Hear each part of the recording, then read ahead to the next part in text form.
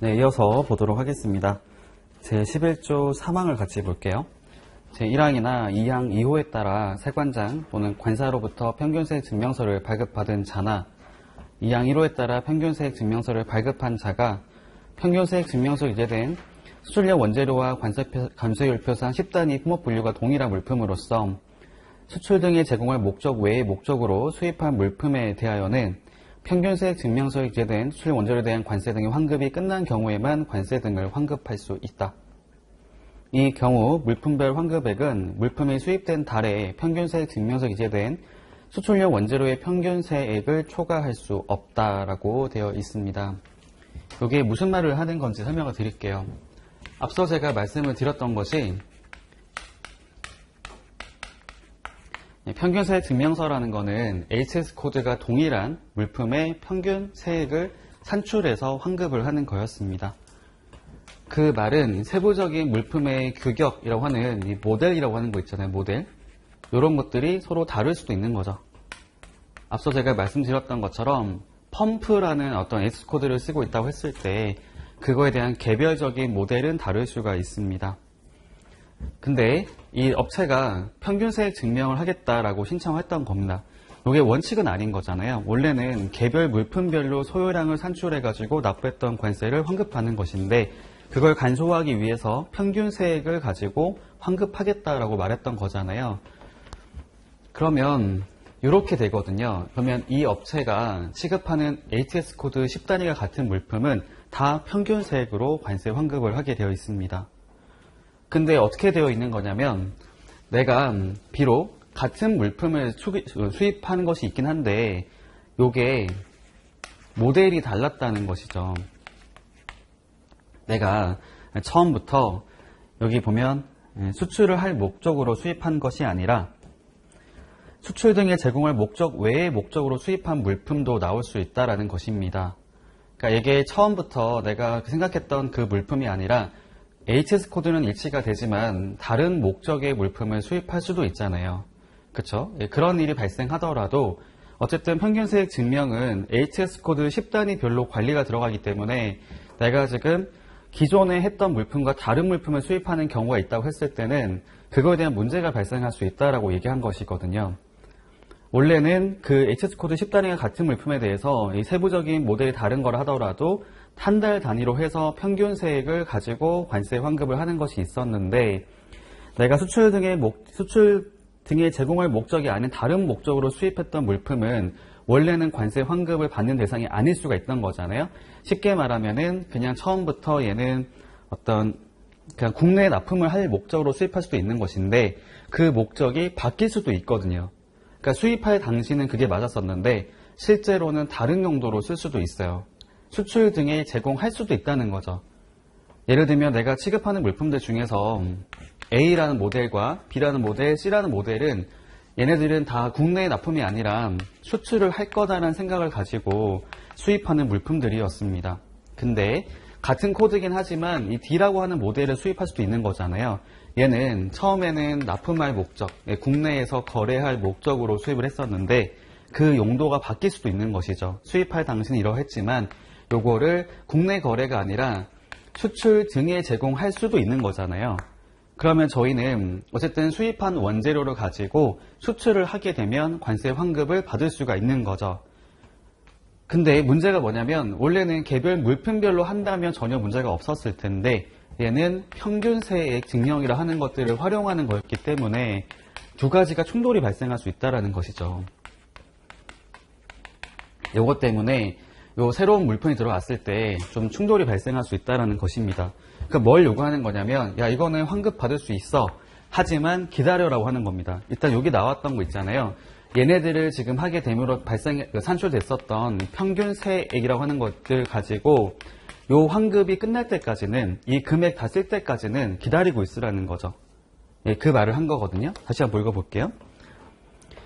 가운데 쭉 보겠습니다. 평균세액 증명서에 기재된 수출용 원재료와 관세율표상 10단위 품목분류가 동일한 물품이죠. 그 말은 HS 코드가 일치가 되는 물품이 되는 것이고 수출 등에 제공할 목적 외의 목적으로 수입한 물품이잖아요.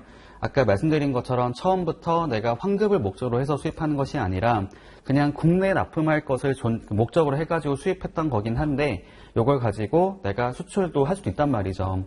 그런 물품에 대해서는 평균 세액 증명서에 기재된 수출용 원재료에 대한 관세 등의 환급이 끝난 경우에만 관세 등을 환급할 수 있다라고 되어 있습니다. 기존에 나왔던 평균 세액 증명서에 기재된 평균 세액이라고 하는 것들을 다 사용하고 나서 그 이후에 관세 환급을 신청할 수 있다라는 것이죠. 이 경우에 물품별 환급액은 그 물품이 수입된 달의 평균 세액 증명서에 기재된 수출용 원재료의 평균 세액을 초과할 수 없다라고 되어 있습니다. 그때 그거만 따로 관세 환급액을 산출해서 그러니까 그 원래 평균 세액 증명이 나왔던 거 말고 그거보다 더 초과하는 금액을 환급해 달라라고 요청할 수는 없다라는 거죠. 괄호 한번 보겠습니다. 평균 세액 옆에 나오고요. 수입된 달의 평균 세액 증명서에 기재된 수출 원재료가 없는 경우에는 해당 물품이 수입된 달부터 소급하여 최초로 그 물품과 품명이 같은 수출용 원재료가 수입된 달에 평균 세액 증명서에 기재된 수출용 원재료의 평균 세액을 말한다라고 되어 있습니다. 그러니까 무슨 말을 하는 거냐면 어쨌든 평균 세액 증명이라는 것은 모델별로 하는 것이 아니라 HS 코드 10단위로 하는 거기 때문에 내가 코드가 같은 물품이 있다고 했을 때는 걔네들은 이미 환급받을 수 있는 세금이 정해져 있다는 것이죠. 평균 세액이라고 하는 것이 있잖아요.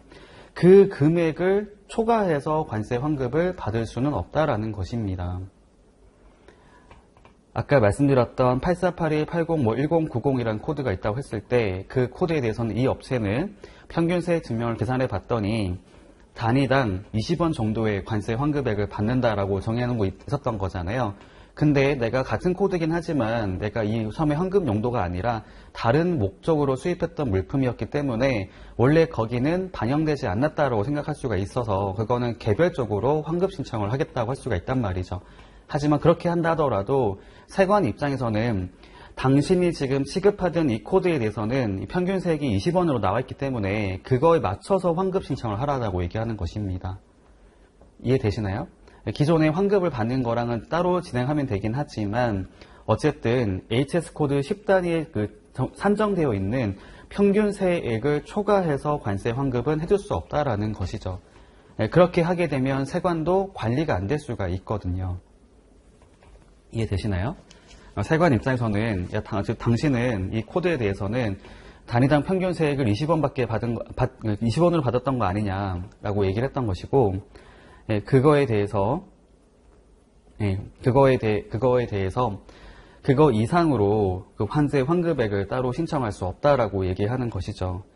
그거를 인정해주게 된다면은 결국에는 이 업체는 다른 목적으로 악용할 수도 있단 말이에요. 그 얘기를 하고 있습니다. 일단 옆으로 가볼게요. 12조 가볼게요. 시행령 12조. 평균세액 증명 절차가 나올 겁니다. 1항. 평균세액 증명서를 발급받고자 하는 자는 관할지 세관장으로부터 평균세액 증명 대상 물품의 지정을 받아야 한다. 그쵸. 일단 물품 지정부터 먼저 받습니다. 이 경우에 수출용 원재료의 관세 통계 통합 품목 분류표의 품목번호, 아까 말씀드렸던 HS 코드 10단위를 말을 하는 것인데요. 10단위, 여기 또는 소유량이 달라지는 등 평균세액의 결정이 곤란하다고 인정하여 관세청장이 정하는 물품에 대하여는 평균세액 증명의 발급 대상으로 지정을 받을 수가 없다. 무슨 말을 하는 거냐면 평균세액 증명 대상 물품으로 지정을 받아야지만 이걸 활용할 수 있다고 말을 쓴 건데 지정 신청을 할 때 세관에서 심사를 하게 됩니다. 근데 이 업체가 취급하는 물품을 보다 보니까 HS 코드 10단위가 서로 다른 물품을 가지고 평균 세액 증명을 해달라고 말을 하는 것이 있을 때는 당연히 인정할 수 없다고 말을 했을 거고요. 같은 코드를 하더라도 소유량이 좀 차이가 있는 게 있을 때는 이것도 인정할 수 없다라는 거죠. 그러니까 사실상 얘는 어떤 경우 쓸 수 있는 거냐면은 평균세액 증명 발급 대상은, 그러니까 지정 대상은 HS 코드 10단위가 일치가 되고 소유량도 차이가 안 나는 그냥 그 세부적인 모델만 차이가 있을 뿐이고 사실상 같은 물품인 것들만 전제로 한다라는 것입니다. 이걸 저희가 관세평가상으로는 유사 물품이라고 부를 수가 있겠네요.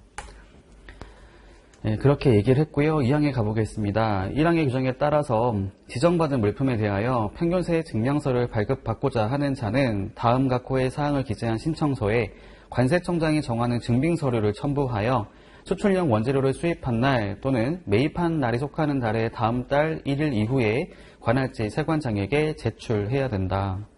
밑에 보니까 기재사항들이 나와 있어요. 지정받은 물품별 수입량과 관세 등의 세액입니다. 아까 제가 예시로 들어드렸을 때 그 얘기를 하는 거죠. 수입했던 수량과 납부했던 세금. 2호, 지정받은 물품별 내국 신용장 등에 의한 매입량과 관세 등의 세액입니다. 그러니까 1호와 2호는 같은 건데 다른 게 뭐냐면 1호는 수입한 거를 전제로 하는 것이고 2호는 매입한 거를 전제로 해서 얘기하는 것이죠. 그러니까 수입한 것뿐만이 아니라 매입한 것도 포함이 되기 때문에 이렇게 나눠져 있는 것이고요. 다음에 3호에서는 그 밖에 관세청장이 정하는 사항이라고 나와 있습니다. 위에 가서 봤더니 이제 그 신청 시기가 나오는 것이 있었거든요. 수입한 날 또는 매입한 날이 속하는 달의 다음 달 1일 이후에 제출하라고 되어 있었습니다. 다음에 3항에 가서 봤더니 여기 평균세액 증명서를 발급한 후에 전부 또는 일부가 변경된 것이 있을 때는 기재부령으로 정하는 바에 따라 평균세액 증명서를 발급하여야 한다. 그 말은 변경 발급을 말을 하는 것이겠죠. 변경해서 발급할 것을 발급하라고 되어 있고요.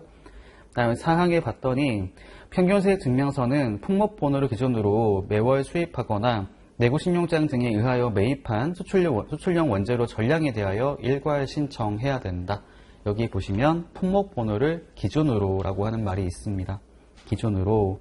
다만 기재부령이 정하는 경우에는 그러하지 아니하다. 그렇죠. HS 코드 10단위에 대해서 매 달별로, 그러니까 매 월별로 전량을 신청하라고 되어 있잖아요. 일괄 신청하라고 되어 있습니다. 다음에 5항 가볼게요. 1항의 규정에 의하여 지정을 받은 물품에 대하여는 계속하여 평균세액 증명서의 발급을 신청해야 된다.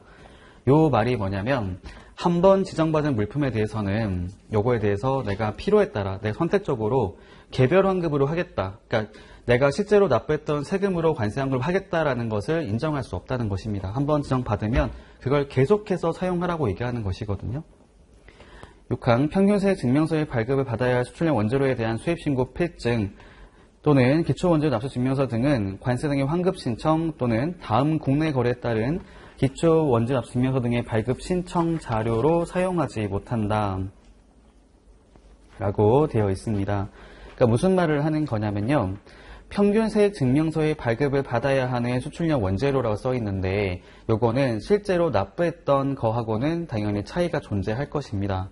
평균세액이기 때문에 내가 실제로 부담했던 어떤 물품을 수입할 때 납부했던 관세 등이 다를 수가 있는 거잖아요. 근데 그거를 평균세액이 아니라 다른 목적으로 사용하지 못한다고 말을 쓴 겁니다. 여기 보면 그 원재료에 대한 수입신고 필증 또는 기초원재료 납세 증명서 등을 가지고 평균세액 증명이 아니라 다른 어떤 개별 환급 신청이라든지 아니면 다른 기납증 등을 발급하는 자료로, 근거 자료로 사용하지 못한다라고 한 거죠. 그 말은 평균세액 증명 용도로만 사용해야 되는 것이지 그걸 가지고 내가 이거는 개별적으로 내가 실제로 부담했던 세금으로 환급 신청하겠다. 이게 안 된다라고 얘기한 것입니다. 다음에 7항 가볼게요. 세관장은 평균세액 증명서에 의하여 환급 또는 기초원유 납부 증명서 등을 발급하는 것이 수출용 원재료에 대한 관세 등의 세액과 현저한 차이가 있다라고 인정하는 경우에는 평균세액 증명서 발급 대상 물품의 지정을 취소해야 된다라고 되어 있습니다. 물론 그런 건 있을 것 같아요. 평균세액 증명서는 정확하진 않을 수가 있습니다. 앞서 말씀드린 것처럼 이게 매월별로 평균세액을 가지고 증명하는 것이기 때문에 실제로 발생한 거랑은 조금 차이가 존재할 수가 있잖아요. 평균이기 때문에. 근데 그렇다고 하더라도 지정을 해가지고 적용할 수 있도록 하는 게 있었는데요. 근데 보다 보니까 평균세액 증명서 등을 갖고 하는 것들이 지금 실제로 그 발생했던, 부담했던 세액하고 현저한 차이가 있다라고 인정되는 경우에는 평균세액 발급, 증명서 발급 대상 물품의 지정을 취소하게 되어 있습니다. 너무 차이가 나면은 인정할 수 없다는 거죠. 그건 안 된다라고 얘기한 겁니다. 다시 앞으로 와볼게요. 그 다음에 시행규칙 10조에 가니까요. 평균세액 증명서의 변경 발급이라고 나와 있습니다. 발급한 후에 영제 12조 2항 각호의 사항 또는 전부 또는 일부가 변경된 경우에는 다음 각호의 규정에 의하여 이를 처리한다. 이로 평균세액증명서를 환급 등에 사용하지 아니하였거나 일부만 사용한 경우에는 평균세액증명서를 회수하고 다시 발급한다. 이후 평균세액증명서가 전부 사용된 경우에는 다음 달에 평균세액증명서를 발급할 때 그 사실을 참작하여 발급한다. 다만 다음 달에 평균세액증명서가 발급된 경우에는 이를 회수하고 다시 발급한다. 3호 이거 외에 변경 발급에 관해서는 관세청장이 정하는 바에 따른다. 그러니까 방법이 두 가지가 있다고 얘기하고 있습니다. 하나는 지금 발급된 거를 회수하고 재발급을 한다고 하는 게 1호였던 거고요. 2호는 일단 재발급을 하는 게 아니라 일단 다음 달에 발급할 때 반영해서 발급한다라는 것이죠.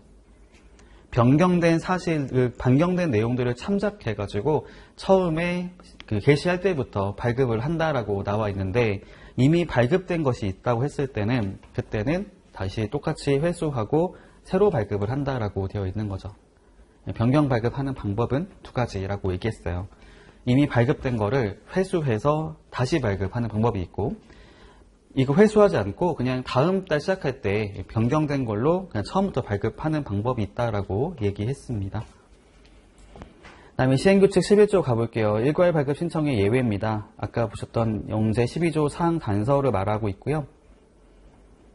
1월 보니까 평균세액 증명서의 발급 신청할 때 신청 대상에서 누락된 수출용 원재료에 대하여 신청하는 것으로서 관세청장이 정하는 경우 2호 발급받고자 하는 자의 신청에 의해서 사업장 또는 사업 분야별로 구분하여 발급 신청할 수 있도록 관세청장으로부터 인정받아 그 사업장 또는 사업 분야별로 일괄 신청하는 경우라고 되어 있습니다. 그러니까 원래 원칙이 뭐냐면 전량에 대해서 일괄하여 발급 신청을 하라라고 되어 있었는데 그거에 대한 예외로 인정되는 것 중에 두 가지, 그러니까 인정됐다고 하는 사유가 두 가지가 있다고 말을 하는 것이죠. 처음에 누락된 것이 있었다라고 해서 신청을 하는데 그것도 관세청장이 정하는 경우로만 이렇게 얘기하고 있는 게 있고요. 두 번째로는 그거를 사업장 또는 사업 분야별로 구분하여 발급 신청할 수 있도록 하는 게 있을 때는 이거 전량을 한 번에 하는 것이 아니라 구분해서 발급 신청할 수 있다라고 얘기하고 있습니다. 그 다음에 2항 평균세액 증명서의 발급을 추가로 신청하는 경우에는 이미 발급받은 평균세액 증명서를 첨부하여 신청하도록 하고 있고요. 다음 3항에 보면 처리 방법을 얘기하고 있습니다. 1호 제출된 평균세액 증명서가 관세 등의 환급이나 법제 12조 1항에 따른 기초 원재료 납세 증명서 또는 같은 항에 따른 수입세액 분할 증명서 발급에 사용되지 아니하였거나 일부만 사용되는 경우에는 사용되지 아니한 원재료의 물량, 그다음 세액과 추가 신청된 수출량 원재료의 물량 및 세액을 합산하여 평균세액을 산정하되 평균세액 증명서는 한 부만 발급한다. 이 말이 뭐냐면요. 환급에 사용된 것이 없다고 했을 때라고 되어 있습니다. 환급에 사용된 것이 없을 때. 그러니까 이거를 먼저 말씀드려 볼게요. 이거를 설명 안 드리니까 조금 좀 이해가 안 되실 수도 있는데 이걸 먼저 알고 계셔야 합니다. 제가 케이스 두 개 나눠서 말씀드려 볼게요. 첫 번째 케이스는 이 A라고 하는 사람이 수입자인데 이 사람이 직접 물품을 생산하거나 원상태로 해서 수출을 하는 경우 아니면 이 A라는 사람이 B라는 사람에게 물건을 팔아가지고 수출을 하는 경우라고 보시면 되겠어요. 그러면 아까 보신 것처럼 이 경우에는 수출신고 필증에 보시면 환급신청인은 두 중에 한 명으로 할 수 있게 되어 있거든요. 수출자가 되거나 아니면 생산자, 즉 제조자가 되는 거라고 얘기하고 있었습니다. 첫 번째 케이스 요거 있잖아요. 요거 같은 경우에는 이 사람이 물건을 직접 만들었다라고 가정해 본다면 이 사람은 양쪽 다 들어갈 수가 있는 거죠. A 같은 경우는. 근데 이 사람이 국내에서 제조한 것이 없었다고 하게 됐을 경우에는 첫 번째 케이스 같은 경우에는 제조자는 이제 없다고 말을 쓸 거고 수출자는 본인으로 해가지고 관세 환급 신청을 할 수가 있거든요. 두 번째 케이스 같은 경우에는 이 사람이 만약 국내에서 제조를 하는 게 있었다 라고 가정해 본다면 수출 신고할 때 A로 해도 되고 B로 해도 됩니다. B로 해도 관세 환급 신청을 받을 수가, 그러니까 관세 환급 받을 수가 있어요.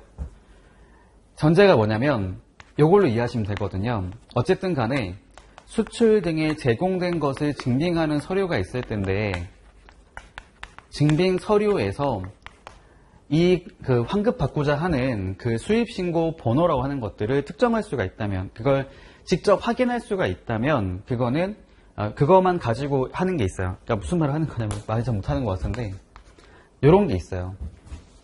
세관이 보는 게 뭔지 말씀드릴게요.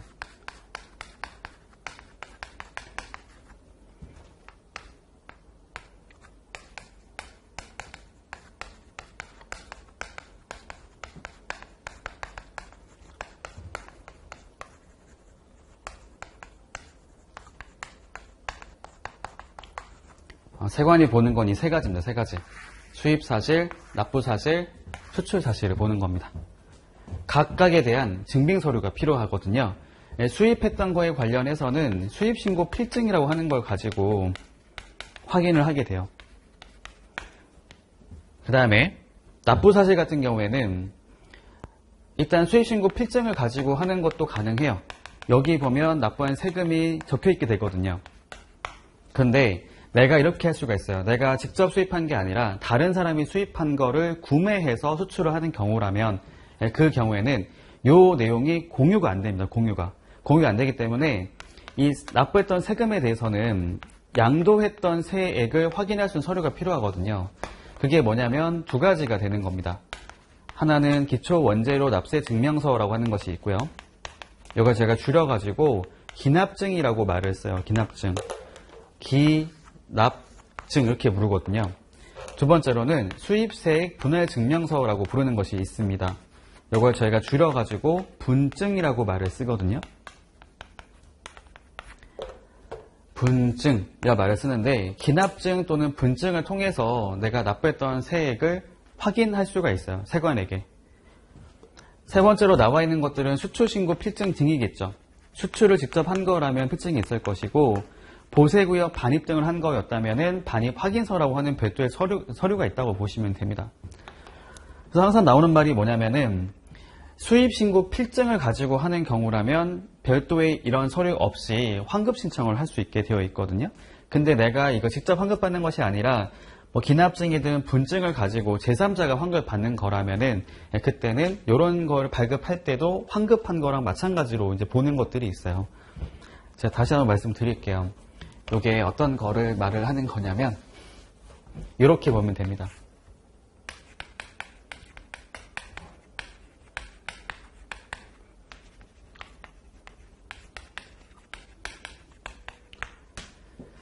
이렇게 나눠볼게요. 여러분들이 수입자라고 가정해 보겠습니다. 여러분들이 물품을 수입하고 관세 등을 납부를 했어요. 보통 수입하는 물품에 부과된 외국세라고 하는 것들이 관세와 부가세밖에 거의 없기 때문에 보통 저희가 관세로 말을 쓰긴 하는데요. 여러분들이 물품을 수입하고 관세를 납부한 게 있었다고 가정해 보겠습니다. 근데 여러분들이 그걸 가지고 내가 직접적으로 관세 환급을 받겠다고 하게 되면은 그러면은 수입신고 필증을 가지고 환급 신청을 하면 되거든요. 그렇게 하거나 두 번째가 뭐냐면 여러분들이 수입한 게 있었는데 그걸 가지고 수출을 하게 됐어요. 근데 거기다가 여러분들이 아니라 제3자가 관세 환급을 받겠다라고 하는 게 있을 수가 있잖아요. 예를 들면 수출자가 별도로 있는 것이죠. 그 사람 명의로 환급 받겠다고 하는 게 있을 때는 반드시 필요한 서류가 있습니다. 내가 직접 수입해서 수출하는 것이 환급받는 것이 아니기 때문에 그 경우에는 아까 말씀드렸던 것처럼 이런 게 있을 때는 기납증이라고 하는 거하고 분증이라고 하는 것들이 반드시 필요해요. 두 개 차이가 뭐냐면요. 기납증이라는 것은 내가 제조한 물품을 공급하는 경우를 말하는 것이고 두 번째 분증이라고 하는 것들은 제조하지 않은 물품을 공급하는 경우일 때 발급을 하는 것입니다. 어떤 말을 하는 거냐면 여러분들이 수입자로 가정해 볼게요. 제가 수출자입니다. 케이스를 구분해 볼게요. 여러분들이 수입했던 물품인데 그거를 국내에서 제조를 하든 원상태로 수출을 하든 둘 다 환급 대상 원조에 들어가거든요. 이걸 가지고 수출 등에 제공한 것이 있다고 한다면 여러분들은 환급 신청권을 갖고 있습니다. 환급을 받을 수가 있어요. 이렇게 첫 번째 케이스고 두 번째가 뭐냐면 여러분들이 지금 물건을 수입해서 제조를 하든 아니면 제조하지 않든 그 물건을 저에게 팔았던 겁니다. 팔고 나서 제가 그 물품을 수출할 수가 있거든요. 그러면 저는 수출 신고를 할 때 환급 신청일을 고를 수가 있어요. 세관에 신고할 때 아까 보신 것처럼 수출 신고 필증상의 환급 신청인을 둘 중에 한 명으로 할 수가 있습니다.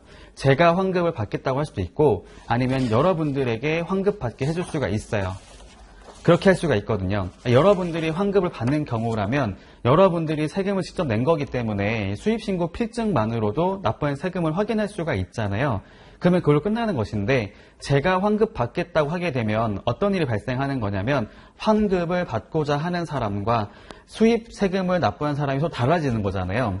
그러면 이건 원칙적으로는 그걸로 인정이 안 됩니다. 이걸 어떻게 해야 되는 거냐면은 세금을 납부했던 사람이 원래 환급권을 갖고 있는 것이거든요. 그럼 이 자가 환급받을 그 권리를 가진 사람한테 양도를 해줘야지만 이게 가능해지는 겁니다. 내가 납부했던, 부담했던 세금을 제3자에게 환급받게 하려면 그 사람에게 별도의 서류를 발급해줘야 되거든요. 그게 아까 말씀드렸던 기납증과 분증인 거예요. 내가 이렇게 할 수 있죠. 내가 수입했던 물품인데 내가 국내에서 아무런 가공도 하지 않은 상태로 그대로 판매를 했다라고 한다면 요거는 분증을 발급을 해야 되는 것이고, 여러분들이 가공을 한 후에 이게 특정 물품을 가공한 후에 요거를 납품을 하신 거라면은 기납증을 발급을 해야 됩니다. 그 차이밖에 없거든요. 기납증과 분증은 제조했는지 안 했는지 밖에 차이가 안 나요. 둘 다 목적은 동일합니다.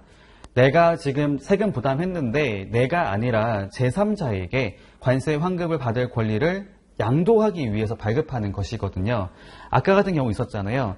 수출자가 관세 환급을 받겠다라고 했는데 그 사람이 세금을 부담한 게 아니었다고 한다면 반드시 기납증이나 분증을 받아야지만 환급을 받을 수가 있어요. 이해되시나요? 그래서 그걸 갖고 생각했을 때 이 관세 환급특례법 말하고 있는 그 환급에 관련된 것들은 두 가지로 나눠서 보고 있는 게 있어요. 직접 환급을 받거나 환급을 받기 전 단계인 기납증이나 분증을 발급한 것도 이걸 환급에 사용할 목적으로 발급한 서류이기 때문에 그것도 환급 신청과 같다고 보는 겁니다. 항상 나오는 게 이건 거죠. 환급 신청 또는 기납증 또는 분증을 발급하는 경우로 나눠진 게 바로 그 목적인 거거든요. 이 사람이 직접적으로 환급 신청을 하지 않더라도 다른 누군가가 환급 신청할 수 있도록 서류를 발급해 준 거란 말이죠. 요것도 같은 걸로 본다는 것입니다.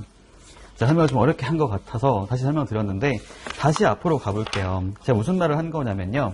시행규칙 제11조를 보시면 되고요. 여기 사망을 다시 보고 있는데 자, 추가 발급은 다음 각 호에 따라 처리한다고 돼 있잖아요. 1호에 보시면 제출된 평균세액 증명서가 관세 등의 환급이나 환급에 사용이 되거나 또는 11조 1항에 따른 기초 원재료 납세 증명서 또는 같은 항에 따른 수입세액 분할 증명서 발급에 사용되지 아니하였거나 써 있잖아요. 그러니까 하나는 환급 신청을 했거나 아니면 기납증 또는 분증 발급 신청하는 거를 말했던 것이죠. 이렇게 나눠진다라고 말씀드리는 겁니다. 어쨌든 환급에 사용되지 않거나 그 전의 단계인 기납증이나 분증을 발급하는 데 사용되지 않았다면 이 말 쓴 거거든요. 아니하였거나 일부만 사용된 경우에는 사용되지 아니한 그 원재료의 물량과 세액과 추가 발급 신청된 그 물품의 물량과 세액을 합산해서 평균 세액을 산정하는데 증명서는 하나만 발급한다라고 되어 있는 거고요. 2호로 가보겠습니다.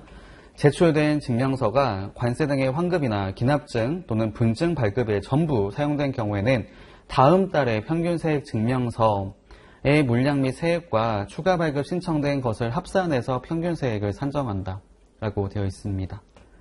네, 그 내용은 사실 중요한 건 아니었어요. 중요한 건 아니지만 좀 이해를 돕기 위해 설명드렸던 거고요. 자, 넘어가겠습니다. 그 다음에 12조로 가볼게요. 법률 제12조 기초 원재료 납세 증명 등입니다. 자, 1항 세관장은 수출용 원재료가 내구 신용장 등에 의하여 거래된 경우 관세 등의 환급 업무를 효율적으로 수행하기 위하여 대통령령으로 정하는 바에 따라 제조, 가공 후 거래된 수출용 원재료에 대한 납부세액을 증명하는 서류를 발급하거나 수입한 상태 그대로 거래된 원재료에 대한 납부세액 증명하는 서류를 발급할 수 있다라고 되어 있고요. 여기 보면 기납증과 분증이 나눠져 있는 거죠. 두 개의 차이를 보시면 제조, 가공 후 거래하는 것은 기납증이고요. 그렇지 않은 거, 원상태 그대로 가는 거는 분증이라고 합니다. 여기서 수입한 상태 그대로 써 있는데 이럴 수도 있거든요. 저희가 당사자가 많을 수도 있어요. 지금 예를 들면은 이렇게만 갈 수도 있겠지만 A라는 자가 B한테 공급을 하고 B가 또 C한테 공급을 하고 D가 수출할 수도 있거든요. 여기 여러 형태가 나올 수도 있어요. 자, 이 사람을 저희가 수입자로 가정해 봤을 때 수입한 사람은 수입신고 필증을 갖고 있을 겁니다. 필증을 가지고 있고요. 이 사람이 환급 받고자 하는 게 아니잖아요. 여기 국내에 있는 다른 제3자에게 납품을 하는 게 있다고 했을 때는 환급받을 권리를 양도하기 위해서 발급하는 서류를 이제 발급해줘야 되는 것인데 이 사람이 그냥 제조하지 않은 상태로 그대로 그냥 물품을 줬다라고 가정해 볼게요. 그럼 이 사람은 이 사람 앞으로 분증을 발급해 주게 될 겁니다. 발급해 줄 거고 이 사람이 이걸 가지고 가공을 한 것이 있었다고 가정해 볼게요. 가공하고 나서 그 물품을 여기로 보낸 게 있었어요. 근데 이 사람도 가공한 게 있었어요.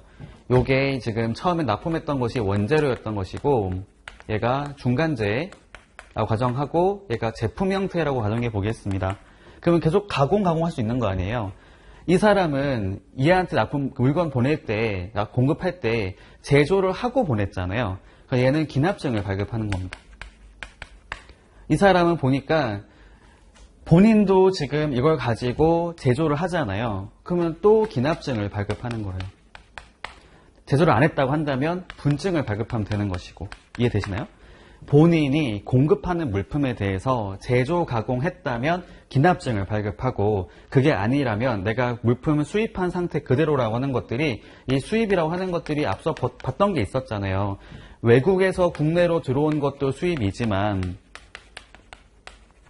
국내에서 거래하는 것도 수입으로 간주한다고 나온 게 있었잖아요. 자신이 받았던, 매입했던 물품을 그냥 그대로 보낸다면 분증을 발급하게 되는 것입니다. 네, 그 얘기를 한 거예요. 다시 볼게요. 관세 등의 환급 업무를 효율적으로 수행하기 위하여 제조 가공 후 거래된 원재료에 대한 납부세액을 증명하는 서류를 발급하거나 그게 기초 원재료 납세 증명서라는 것이고, 수입된 상태 그대로 거래된 물품에 대해서 납부세액을 증명한 서류, 요게 바로 수입세액 분할 증명서라는 것이죠. 이때 말하는 수입은 저희 앞에 봤던 거 있었거든요. 제5조 한번 가볼게요. 법 제5조로 가보겠습니다. 5조에 나왔던 사망을 말을 하는 것이죠. 사망. 그러니까 수입이라 하는 것들이 외국에서 국내로 들어오는 것도 수입이지만 5조 3항에 보시면은 내국 신용장 등에 의하여 거래하는 경우에는 공급받는 것을 수입으로 볼 수 있다고 되어 있잖아요. 제가 이 말을 한 거였습니다. 그러니까 두 가지 케이스가 둘 다 수입이 들어갈 수 있다는 거죠. 외국에서 국내로 들어왔던 이것도 수입이고 이렇게 거래한 것도 수입으로 이제 생각한다는 거죠. 네, 그 얘기했던 겁니다. 네, 발급할 수 있다라고 되어 있고요. 2항에 보면은 발급 원자가 아까 1항은 세관장이고요. 2항은 관세사 등이 된다고 보시면 되겠습니다. 자율 발급을 말하는 것이죠. 그다음에 3항 보겠습니다. 기초 원재료 납세 증명서 또는 수입세액 분할 증명서를 발급할 때 증명하는 세액은 10조에 따른 환급금 산출 방법에 따르며 증명세액의 정한 여부의 심사에 대해서는 14조 2항과 3항을 준용한다라는 말이 일단 있습니다. 다시 앞으로 가볼게요. 시행령 13조 보겠습니다. 절차가 나오는 거고요. 1항에 보면 관할지 세관장에게 신청한다라는 것인데 앞서 말씀드린 것처럼 기납증, 분증은 그 용도가 뭐냐면 내가 국내에서 거래를 하는 물품에 대해서 세액을 양도하는 것에 대한 서류라고 보시면 돼요. 이걸 제가 어떻게 말을 쓰고 있냐면 양도세액 증명서류라고 말을 씁니다. 양도세액 증명서류. 왜냐하면 뒤에 환급받을 사람은 본인이 수입한 게 아니기 때문에 원래 환급받을 권리를 갖고 있는 게 없어요. 자기가 수입한 게 납부한 게 아니니까요. 다른 사람이 납부했던 거를 양도를 받아가지고 환급을 신청하는 것이거든요. 그걸 하는데 그 증거 서류가 기납증 또는 분증이라고 하는 것입니다. 밑에 보면 그 내용이 나오네요. 양도자, 양수자, 양도일자, 품명 및 규경, 양도한 물량과 세액 이렇게 나옵니다. 잠깐 실무적인 말씀을 드려본다면 보통의 경우에 다른 업체 있잖아요. 국내 거래할 때 수입신고 필증을 주는 경우는 상당히 드물어요. 그걸 주게 되면 어떤 일이 발생하냐면 수입신고 필증에 보면 물품별 단가와 금액이랑 세금이 다 나와 있단 말이죠. 그래서 그걸 주려면은 물품별 단가, 금액, 세금을 다 지우고 주는 경우가 있을 수도 있긴 한데 그렇게 주는 경우가 있거나 아니면 보통은 안 주거든요. 내 단가가 공개되기 때문에 굉장히 꺼려하게 됩니다. 업체들은. 근데 다른 제3자가 관세 환급받기 위해 필요하다고 한다면 수입신고 필증은 양도가 안 되거든요. 양도가 안 되기 때문에 그걸 가름해가지고 아까 보셨던 기납증, 분증이라고 하는 것을 발급을 해서 양도를 한다 보시면 되는 건데, 거기 보면 반드시 이 사람이 부담했던 관세가 기재가 되어 있어야 합니다. 양도세액이 증명이 돼야 되기 때문에 당연한 거지만 양도세액이 반드시 있어야 되는 거고요. 근데 그걸 가지고 사실 계산해보면 대충 때려서 볼 수는 있긴 해요.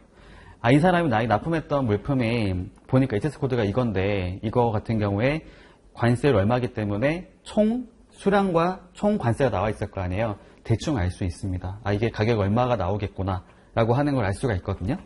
무슨 말을 하는 거냐면, 보세요. 관세라는 거는 과세 가격에다가 관세율을 곱하는 거잖아요. 요거는 확인해 볼 수가 있거든요. 예를 들면 8%다. 얘도 나와 있잖아요. 100만 원 이러면은 얘를 알 수가 있다는 거예요. 대충. 네. 그래서 실무적으로는 다 대충 압니다. 그래서 사실 분증, 기납증 발급하는 것도 꺼려한 데 많아요. 이런 것 때문에 내 가격이 노출될까 봐. 네, 그런 거를 굉장히 꺼려합니다. 볼게요. 2항 가보겠습니다. 13조 2항이고요. 세관청은 관세 등의 환급이 제한되는 물품에 대하여는 환급이 제한된 세액을 공제하고 기납증 등을 발급해야 된다. 나중에 17조 나오는 거 보고 하시면 될 것 같고요. 그 다음에 3항 보겠습니다. 하나의 내구 신용장 등에 의해서 거래되는 물품이 2회 이상 분할 공급되는 경우에 기초 원재료 납세 증명서 등은 최초로 물품이 거래된 날에 당해 수출용 원재료가 전부 거래된 것으로 봐서 기납증 등을 발급해야 된다.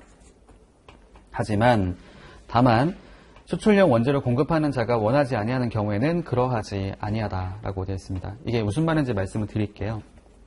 아까 말씀드린 것처럼 기납증과 분증은 내가 부담했던 세액, 양도하는 세액을 증명하는 서류가 되는데, 내가 지금 그 물품을 한 번에 다 공급을 한다면 그냥 발급하면 끝나는 거잖아요. 한 번 발급하면 끝나는데 가끔씩 그런 경우들이 있어요. 분할해서 공급하는 경우들이 있거든요. 아까 보셨던 A가 B한테 물품을 공급을 하는데요. 전량 공급을 하고 끝나는 게 아니라 전체 계약했던 물품의 수량이 1000개인데 1000개를 한 번에 납품하는 것이 아니라 500개, 300개, 200개 납품할 수도 있단 말이죠. 1차 공급, 2차 공급, 3차 공급을 할 수가 있습니다. 분할해서 공급할 수가 있거든요. 그러면 요거를 원칙이 뭐냐면 그냥 처음 공급할 때 전량 공급한 걸로 가정해가지고 그때 한 번에 발급하라는 겁니다.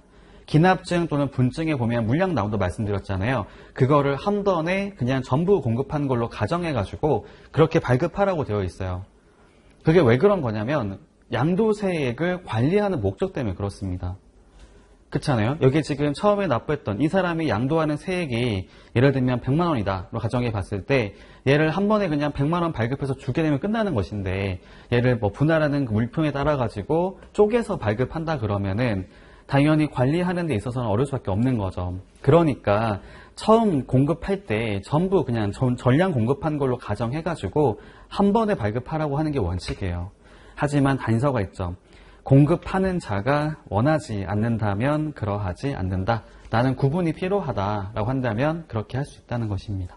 근데 원래 원칙은 전부를 한 번에 공급한 걸로 봐서 한 건으로 발급하는 것인데, 다만 예외적으로는 분할해서 발급할 수 있다고 말을 쓴 거고요. 4항 관세청장은 기납증 등의 발급 업무를 효율적으로 수행하기 위하여 필요하다고 인정되는 경우에는 이를 발급하는 세관장을 따로 지정할 수 있다. 이게 무슨 말을 하는지를 말씀드릴게요. 환급특례법상 저희가 환급 신청할 때는 반드시 관할지 세관으로만 관할지 세관장으로에게만 신청을 해야 됩니다.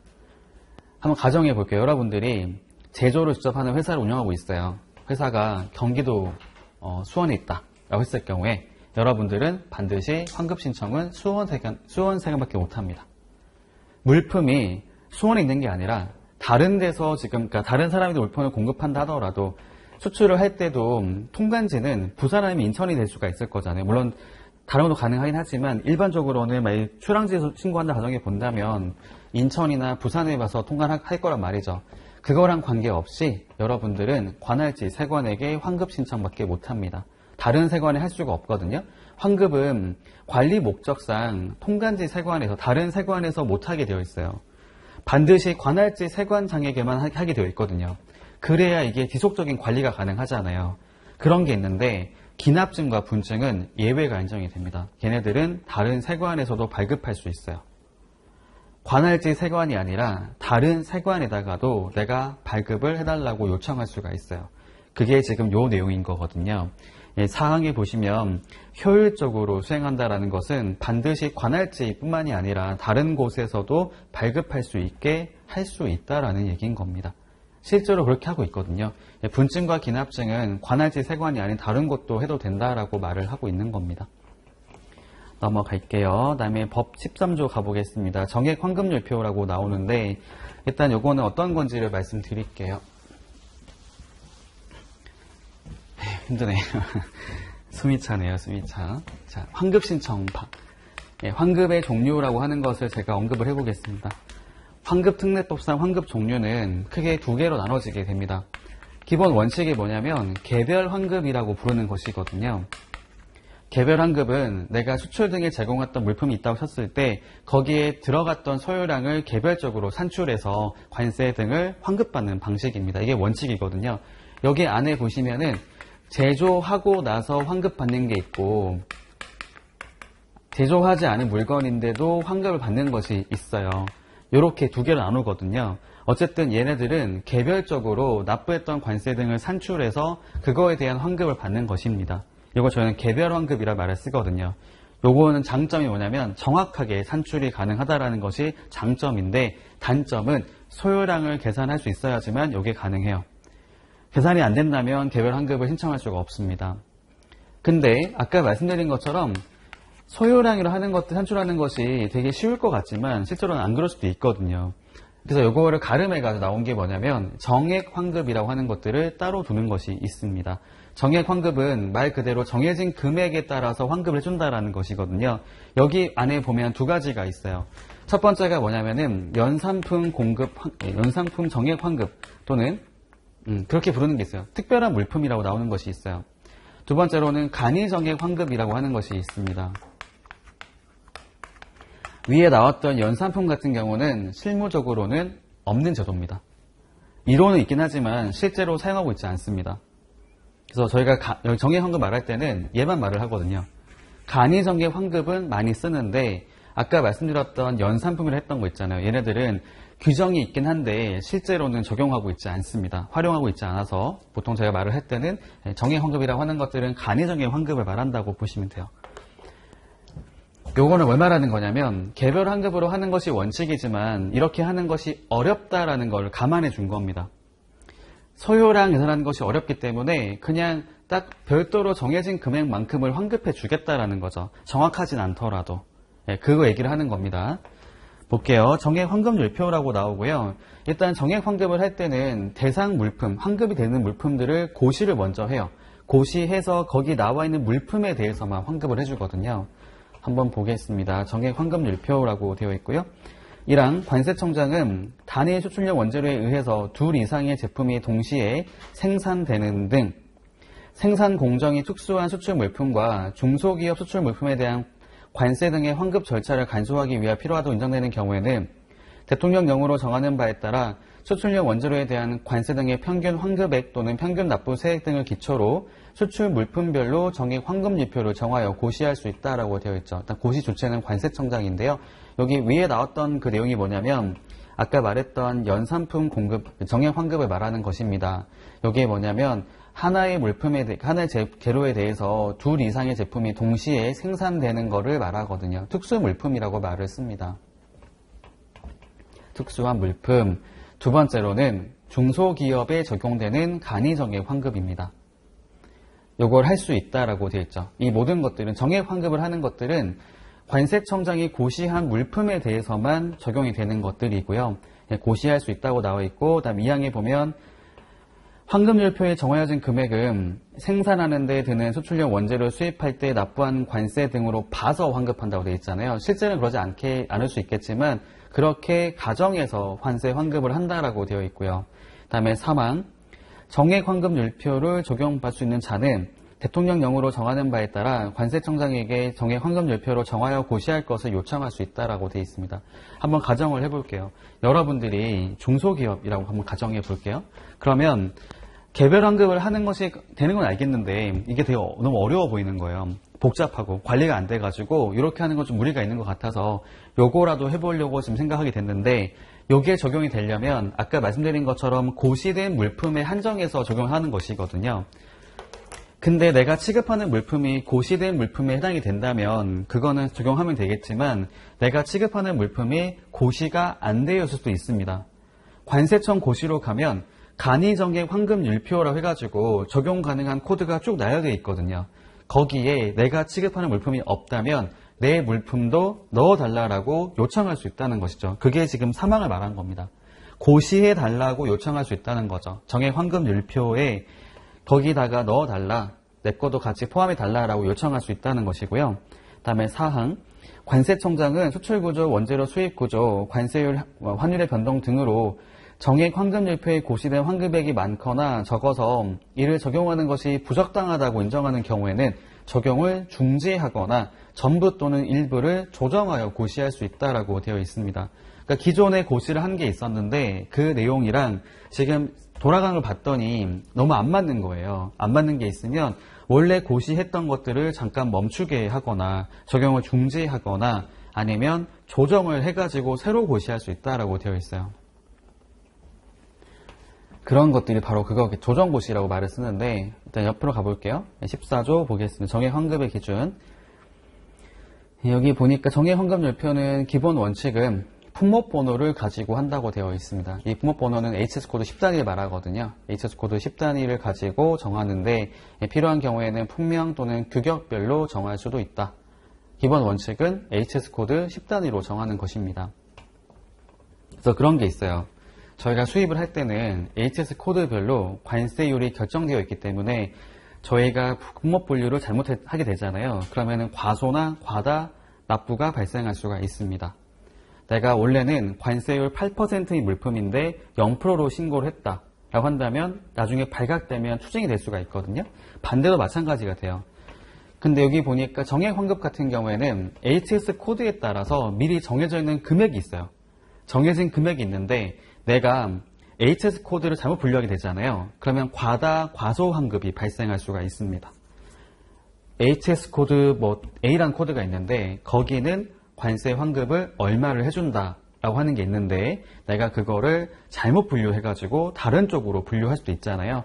그러면 과다라든지 또는 과소 환급이 발생할 우려가 있어요. 아무튼 여기서는 코드별로 정한다고 되어 있고요. 2항에 보시면 적정한 환급을 위해서 고려해가지고 일정률을 가감할 수 있다고 되어 있고요.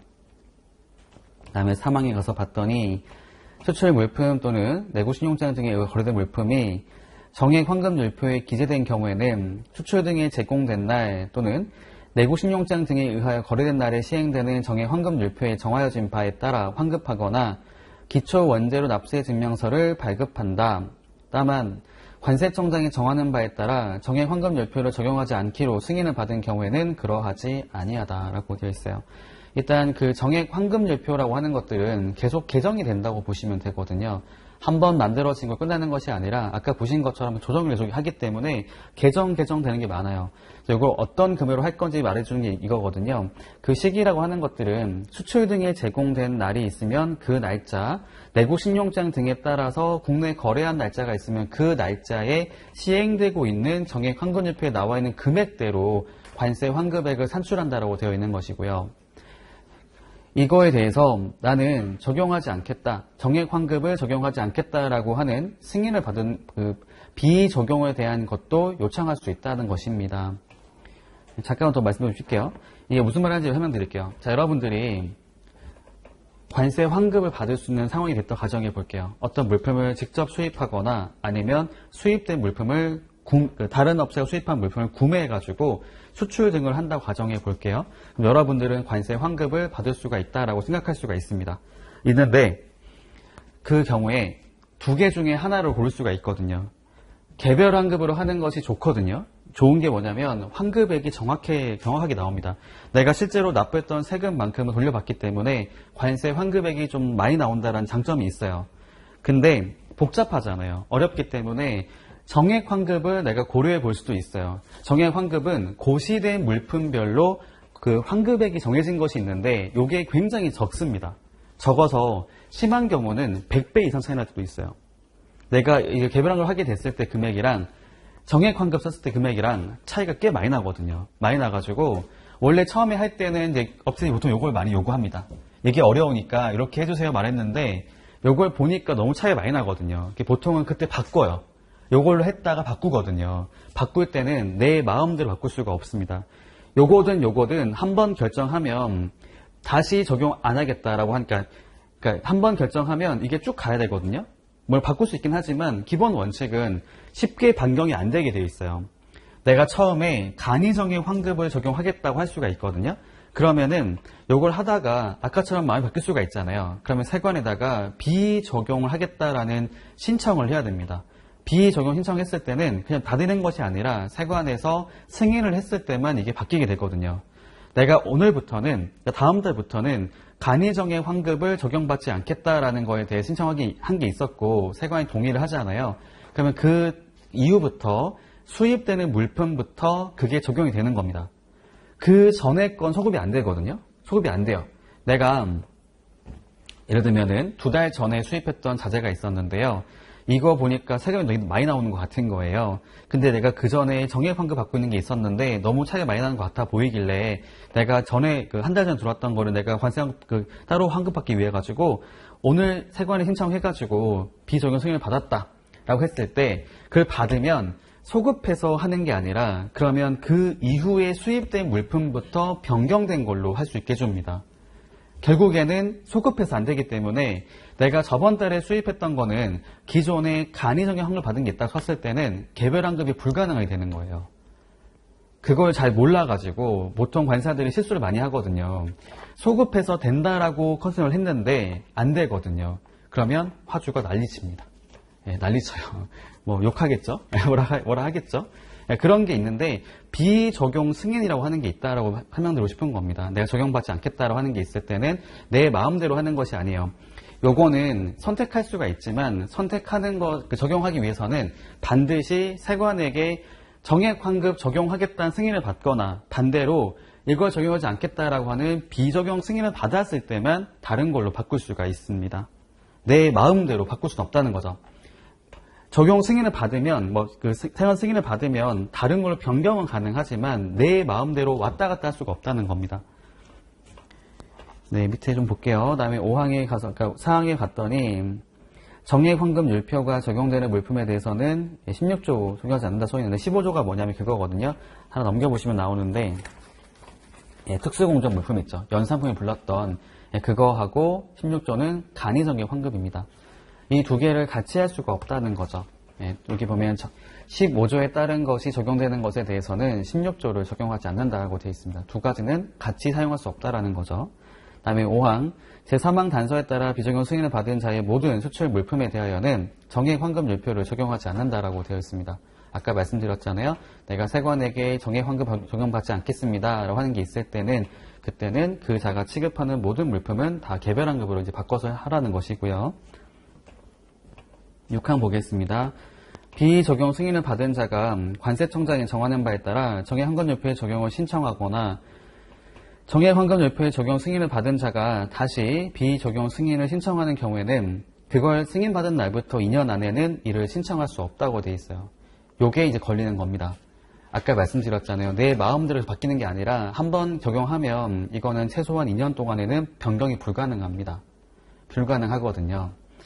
보통 어떻게 하는 거냐면은 처음에 할 때는 요게 준비가 안 되기 때문에 보통 요걸로 많이 해요. 간이정액 환급으로 받고 있다가 이제 얘기 들은 거죠. 너무 차이가 많이 나는 것 같다. 그러면은 비적용 승인을 이제 받아가지고 일로 가야 되거든요. 그러면 그때부터 2년까지는 다시 돌아올 수가 없습니다. 근데 화주들은 이게 마음대로 되는 줄 아는 거죠. 지금 이번에 수입하는 물품은 기존에 이거 말고 간이정액 환급을 해주세요. 이렇게 말하는 경우가 있는데 그러면 안 된다고 말을 합니다. 한번 바꾸시면 2년 동안에는 다시 바꿀 수가 없습니다. 라고 말을 하죠. 다만 예외가 있어요. 단서까지 보시겠습니다. 다만 다음과 코의 어느 하나에 해당하는 경우에는 2년이 경과하지 않더라도 신청할 수 있다라고 되어 있습니다. 이로 생산 공정의 변경 등으로 소요량 계산서의 작성이 곤란하게 된 때, 이후 정액 환급일부에 의한 환급액이 10조라고 하는 것은 개별 환급이거든요. 그 환급액의 70%에 미달하게 된 때, 그 말은 정액 환급이랑 개별 환급이랑 차이가 너무 많이 날 때를 말하는 거죠. 그 다음에 3호 비적용 승인을 받은 날부터 적용 승인을 인정한 날까지 관세 등을 환급받은 실적이 없을 때라고 되어 있습니다. 이 경우에는 2년이 경과하지 않더라도 다시 변경을 요청할 수 있다라는 것으로 보시면 될 것 같아요. 네, 일단 여기까지 보도록 하고요. 잠깐 쉬었다가 이어서 보겠습니다.